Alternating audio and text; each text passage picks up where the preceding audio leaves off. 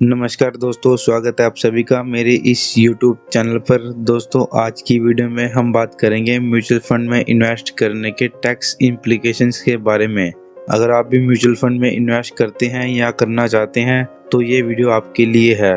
तो चलिए शुरू करते हैं। म्यूचुअल फंड्स एक पॉपुलर इन्वेस्टमेंट ऑप्शन है जो आपको डाइवर्सिफाई करने और फाइनेंशियल गोल्स अचीव करने में मदद करता है। लेकिन क्या आपको पता है कि म्यूचुअल फंड्स के रिटर्न पर भी टैक्स लगता है? जी हाँ दोस्तों, जब आप म्यूचुअल फंड्स में प्रॉफिट अर्न करते हैं तो उस पर कैपिटल गेन टैक्स लगता है और ये टैक्स डिपेंड करता है कि आपने इक्विटी ओरिएंटेड म्यूचुअल फंड में इन्वेस्ट किया है या फिर डेब्ट ओरिएंटेड म्यूचुअल फंड्स में। अब बात करते हैं मेन टॉपिक की, यानी कि म्यूचुअल फंड पर लगने वाले टैक्स की। म्यूचुअल फंड्स पर टैक्स दो प्रकार से लगता है। पहला कैपिटल गेन टैक्स, दूसरा डिविडेंड डिस्ट्रीब्यूशन टैक्स। पहले बात करते हैं कैपिटल गेन टैक्स की। Short term capital gain tax on equity oriented mutual funds. अगर आप इक्विटी ओरिएंटेड म्यूचुअल फंड को एक साल से कम समय तक होल्ड करते हैं और बेचते हैं तो जो प्रॉफिट होता है उस पर short term capital gain tax लगता है जो कि 15% होता है। Long term capital gain tax on equity oriented mutual funds.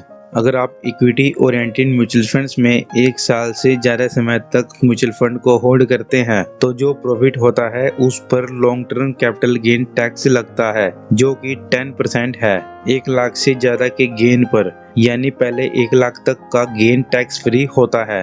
Short term capital gain tax on डेब्ट ओरिएंटेड म्यूचुअल फंड्स। अगर आप डेब्ट ओरिएंटेड म्यूचुअल फंड्स को 3 साल से कम समय तक होल्ड करते हैं और बेचते हैं तो जो प्रॉफिट होता है उस पर short term capital gain tax लगता है जो कि इनकम टैक्स स्लैब के हिसाब से लगता है।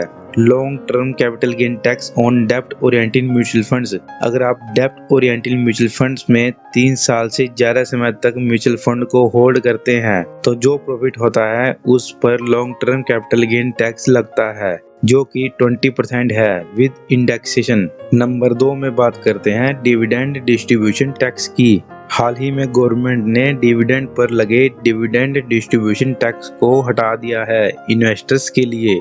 इसका मतलब है कि जब म्यूचुअल फंड हाउस आपको डिविडेंड देते हैं तो अब आपको उस पर कोई भी टैक्स नहीं देना होगा, पर हाँ, डिविडेंड इनकम को आपको अपनी एनुअल इनकम के साथ डिक्लेयर करना होता है और उस पर एप्लीकेबल इनकम टैक्स पे करना होता है। अब बात करते हैं म्यूचुअल फंड्स इन्वेस्टर्स के लिए टैक्स सेविंग टिप्स की। आप म्यूचुअल फंड्स में इन्वेस्ट करके टैक्स भी सेव कर सकते हैं, स्पेशली अगर आप ELSS यानी इक्विटी लिंक्ड सेविंग स्कीम में इन्वेस्ट करते हैं तो ELSS म्यूचुअल फंड में इन्वेस्ट करना टैक्स सेविंग का एक स्मार्ट तरीका है। यहाँ आप 1.5 लाख तक का इन्वेस्टमेंट सेक्शन 80C के तहत क्लेम कर सकते हैं जो कि आपकी टैक्सेबल इनकम को कम करता है।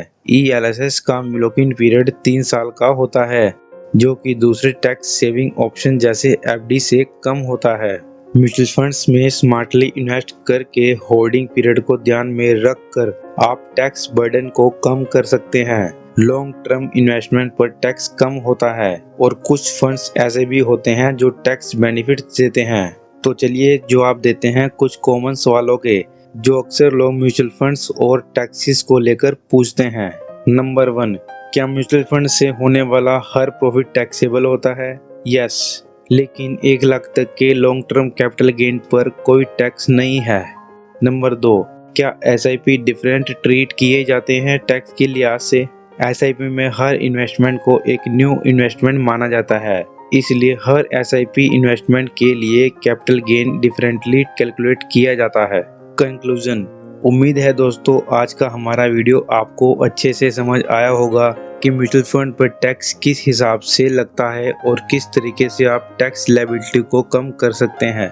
यदि आपको म्यूचुअल फंड में इन्वेस्ट करने में कोई कंफ्यूजन है या आपको किसी प्रकार की मदद चाहिए तो फाइनेंशियल एडवाइजर से सलाह लेना आपके लिए स्मार्टली डिसीजन होगा। इसके अलावा आप हमेशा अपने इन्वेस्टमेंट डिसीजन की प्लानिंग करते टाइम लेटेस्ट टैक्स लॉ का ध्यान रखें, यानी कि टैक्स रूल वक्त के साथ बदलते रहते हैं। तो दोस्तों आज का वीडियो इतना ही था। मैं उम्मीद करता हूँ कि ये वीडियो आपको पसंद आया होगा। अगर आप इसी तरह अच्छे म्यूचुअल फंड्स की वीडियोस देखना चाहते हैं तो अभी हमारे इस चैनल को सब्सक्राइब कर लीजिए और साथ वाले बेल आइकन को दबाना मत भूलिएगा, ताकि लेटेस्ट वीडियो की नोटिफिकेशन आपको टाइम पर मिलती रहे। धन्यवाद।